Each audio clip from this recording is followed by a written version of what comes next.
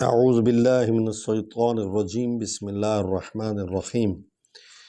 آئیے تو چلتے ہیں سبق کی طرف۔ 10 آیات ہم نے سورہ فجر کی پڑھی تھی اور ساتھ اس کی عظمت بھی آپ کو بتاتے ہیں کہ جو مخصوص محرم کی 10 راتیں ہیں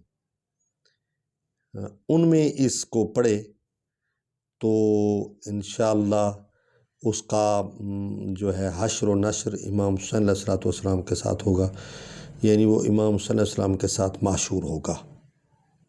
ٹھیک ہے، قیامت کے دن وہ امام حسین علیہ السلام کے ساتھ معشور ہوگا اگر وہ 10 راتوں میں جو محرم کی ہیں ان میں اس کو پڑھیں۔ عام حالات میں اگر نماز میں اس کو پڑھے تو اللہ تعالیٰ اس کو قیامت کے دن ایک نور عطا کرے گا جو اس کی رہبری کرے گا۔ تو آئیے چلتے ہیں سبق کی طرف، آیت نمبر 10 کی طرف۔ الذین بھی پڑھ سکتے ہیں، ذل اوتاد دلذین بھی پڑھ سکتے ہیں۔ تو الذین طغوا فی البلاد فأکثروا فیہا الفساد فیہا الفساد۔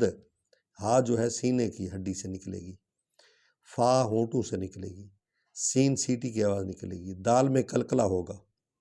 ٹھیک ہے، دیکھیں ہم ذرہ ذرہ آپ کو بتائیں گے۔ فَأَكْثَرُوا فِيهَا الْفَسَادَ فَصَبَّ عَلَيْهِمْ عین جو ہے حرف ہلکے سے نکلیں گے، یا جو ہے لین ہے کیونکہ اس سے پہلے زبر والا حرف ہے تو اس کو ہم نرم انداز میں پڑھیں گے۔ عَلَيْهِمْ رَبُّكَ سَوْطَ عذاب۔ ان حرف مشبہ بالفعل ہے اور یہ جو ہے نا 2 بار نون پڑھی جائے گی کیونکہ اس پر شد والا حرف ہے، شد موجود ہے۔ ان ربک، با 2 بار پڑھا جائے گا، حرف شفوی ہے ویسے اس پر شد ہے، 2 بار پڑھا جائے گا۔ ربک لبالمرصاد فأما الإنسان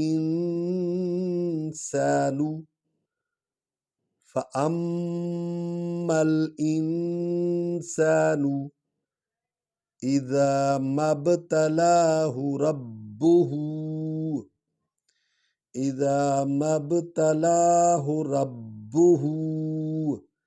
فأكرمه ونعمه فيقول ربي أكرمن۔